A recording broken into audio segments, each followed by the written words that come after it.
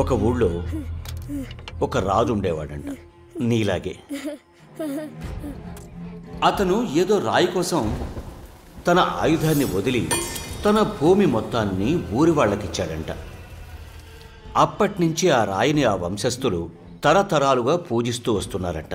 కానీ తర్వాత వచ్చిన ఆ వంశస్థులకి ఆ స్థలం కావలసి వచ్చింది. కానీ వాళ్ళు ఇచ్చిన దాన్ని తీసేసుకోకుండా దేవుణ్ణి ప్రశ్నించారంట. అప్పుడు ఆ దేవుడు కాదు దేవుడి వేషం వేసినవాడు ఎవరైనా స్థలం జోలికొస్తే రక్తం కక్కుకొని చస్తారు అన్నాడంట. ఆ మాటలు ఆ వేషం వేసిన వాడివని దొరకర్థమైంది. ఇది దేవుడు మాట్లాడుతున్నాడా, దేవుడు నర్తకుడు మాట్లాడుతున్నాడా? దొరికిపోతానని తెలిసినా అన్నప్పుడు ముఖం చూపించకుండా పారిపోయాడంట.